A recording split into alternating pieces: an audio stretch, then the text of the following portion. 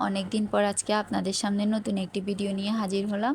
অনেক দিন যাবত নতুন কোনো ভিডিও শেয়ার করতে পারি না। আসসালামু আলাইকুম, সবাই কেমন আছেন? আশা করি আলহামদুলিল্লাহ ভালো আছেন। আমিও আলহামদুলিল্লাহ ভালো আছি। প্রথমে আটায় পরিমাণ মতো লবণ দিয়ে দিয়েছি এবং চুলার এক পাশে বসিয়ে দিয়েছি চা। আপনারা কে কে আমার মতো এমন করেন, কাজ একটা রেখে আরেকটা করা শুরু করেন তাড়াতাড়ি হওয়ার জন্য? আজকে আমি তৈরি করব পুরি এবং চা। আটাতে আমি লবণ ভালোভাবে মিক্স করে নিচ্ছি। আজকে পুরি তৈরির জন্য যা যা উপকরণ প্রয়োজন আপনাদেরকে সবগুলোই ভালোভাবে দেখিয়ে দিব। তারপর দিয়ে দিলাম আটাতে পরিমাণ মতো কুসুম গরম পানি। আপনারা চাইলে এখানে ঠান্ডা পানি ব্যবহার করতে পারেন। পুরিতে ঠান্ডা পানি গরম পানি দুইটাই ব্যবহার করা যায়, এটা যার যার ইচ্ছে মতো। আর হ্যাঁ, অনেকেই আমি জানি পুরিকে লুচি বলে থাকেন, আমাদের এদিকে পুরি বলে, তাই আমি পুরি বললাম। আমার কাছে যেটা সহজ মনে হয় আমি সেটাই বলতেছি। এবং আটাটাকে কিন্তু ভালোভাবে মেখে নিতে হবে, না হলে পুরিটা ফুলবে না। এবং কি পুরি না ফুললে কিন্তু খেতেও ভালো লাগবে না। ভালোভাবে মেখে নিলে পুরিটা ভালোভাবে ফুলে ওঠে। তারপর আমি অফ ক্যামেরাতে আটাটাকে ভালোভাবে মেখে নিয়েছি। এবং কি আটা ভালো বেশি নরমও করা যাবে না, বেশি শক্তও করা যাবে না, তাহলে রুটিটা বেলতে অসুবিধা হবে। তারপর এখানে আমি ছোট ছোট পিস করে নেব। পুরি যেহেতু আমরা ছোটোভাবে করে বানাই, তাই ছোট ছোট পিস করে নেব। এবং রুটি কিন্তু বেশি পাতলাও করা যাবে না, বেশি মোটাও করা যাবে না।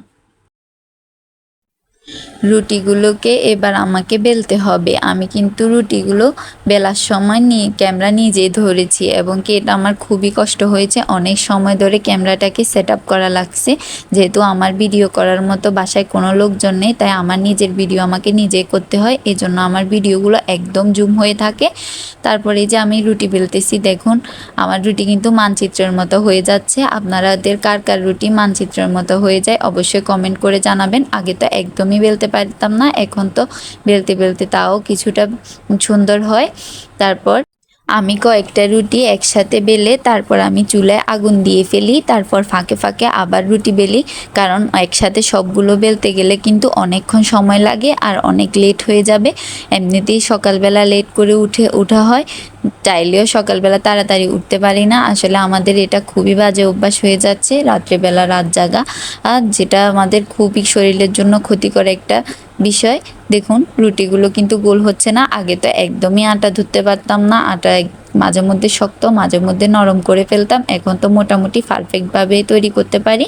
তারপরে যে চুলাতে একটা কড়াই বসিয়ে দিলাম, কড়াইটাকে গরম করার পর দিয়ে দিব পরিমাণ মতো তেল। পুরিতে একটু তেল বেশি লাগে, তাই আমি একটু করে তেল বেশিয়ে দিলাম। তেলটাকে কিন্তু ভালোভাবে গরম করতে হবে, না হলে কিন্তু পুরিগুলো শক্ত শক্ত হয়ে থাকবে। পুরিগুলো শক্ত হলে কিন্তু খেতে ভালো লাগবে না। মুচমুচে আর শক্তের মধ্যে কিন্তু অনেকটাই পার্থক্য থাকে। শক্ত কিন্তু একদমই ছেঁড়া যায় না, আর মুচমুচে হলে সেটা ছেঁড়াও যায় এবং কি খেতেও মজা লাগে। তারপর আমি তেলটা গরম হওয়ার পর দিয়ে একটা একটা করে পুরি ছেড়ে দেব। দেখতে পাবেন পুরিগুলো কি সুন্দর ফুলকো ফুলকো হবে। আসলে পারফেক্টভাবে আটা দললে পুরি কি অনেকটা সুন্দর হয়ে ফুলে এবং কি মুচমুচেও হয়, খেতেও ভালো লাগে।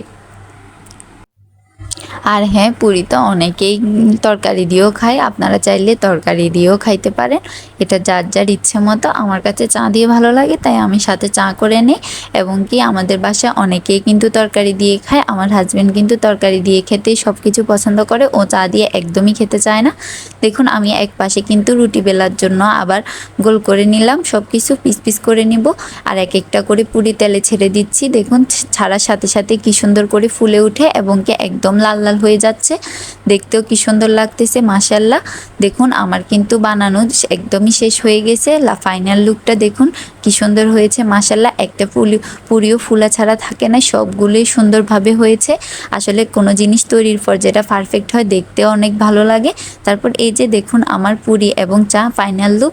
আর আমার ভিডিওটা যার যার কাছে ভালো লাগে অবশ্যই আমার চ্যানেলটিকে ফলো এবং সাবস্ক্রাইব করে দিবেন। ধন্যবাদ সবাই।